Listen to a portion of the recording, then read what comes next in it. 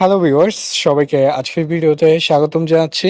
আজকের এই ভিডিওতে আমি আপনাদের সাথে আলোচনা করব শিশুদের জন্য কাশির খুবই ভালো একটি সিরাপ কেটিফেন সিরাপ সম্পর্কে এবং এই মেডিসিনটি আপনার বাচ্চাকে কোন কোন সমস্যার জন্য খাওয়াতে পারবেন, কি পরিমাণে খাওয়াতে পারবেন, এটির পার্শ্ব প্রতিক্রিয়া আছে কিনা ইত্যাদি তথ্য এই ভিডিওতে আপনাদেরকে জানাবো।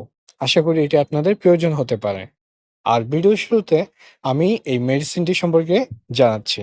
কেটিফেন সিরাপটি প্রস্তুত করা হয়েছে কিটোটিফেন ফিউমারেট মেডিসিন দিয়ে, যার প্রতি 5 ml বা 1 চামচে রয়েছে 1 মিলিগ্রাম পরিমাণ কিটোটিফেন ফিউমারেট এই মেডিসিনটি। এটি প্রস্তুত করেছে একমি ল্যাবরেটরিজ লিমিটেড এবং 100 ml এর এই সিরাপটির মূল্য পড়বে 75 টাকা। এটি আপনারা যে কোনো ফার্মেসিতে পেয়ে যাবেন।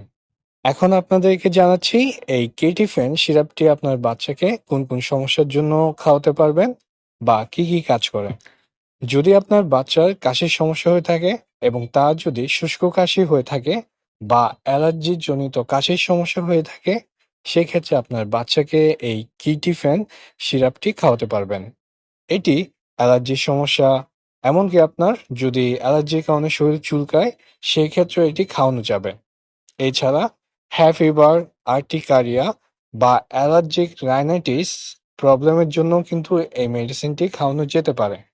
অনেক সময় দেখা যায় যে শুষ্ক কাশির ক্ষেত্রেও কিন্তু আপনার এই মেডিসিনটা খুব ভালো কাজ করে থাকে। আবার অনেকের দেখা যায় যে অ্যালার্জির কারণে তাদের হাঁপানির সমস্যা হয়ে থাকে, সেই ক্ষেত্রেও কিন্তু এই মেডিসিনটি আপনার বাচ্চাকে খাওয়াতে পারবেন এবং প্রাপ্তবয়স্ক ব্যক্তিরাও এই মেডিসিনটি খেতে পারবে।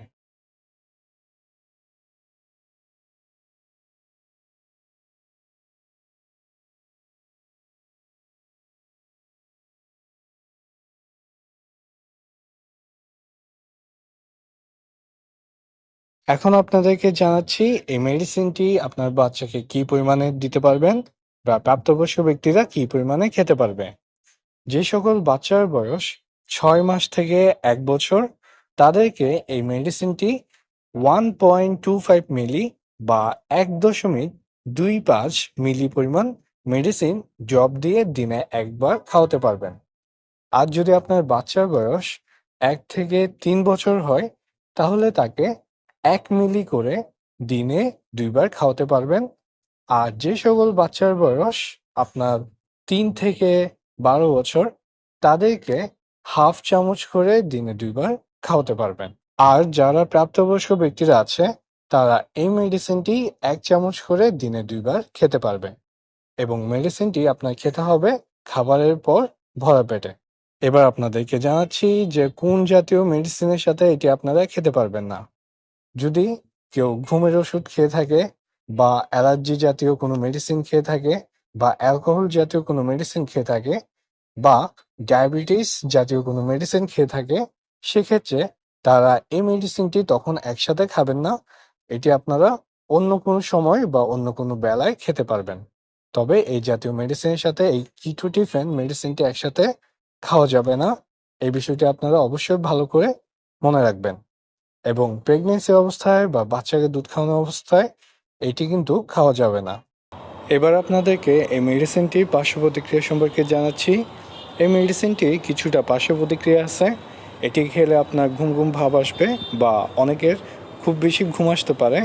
তো এই ক্ষেত্রে অবশ্যই আপনারা রাতের দিকে মেডিসিনটি খাওয়ার চেষ্টা করবেন ঘুমানোর আগে। আর মেডিসিনটি অবশ্যই আপনারা পরিমাণ মতো গ্রহণ করবেন। তো এই হলো আজকের এই কিটিফেন সিরাপটি সম্পর্কে আলোচনা। আজকের মতো ভিডিওটি এখানে শেষ করতেছি। আপনারা সকলে ভালো থাকবেন, সুস্থ থাকবেন। ধন্যবাদ।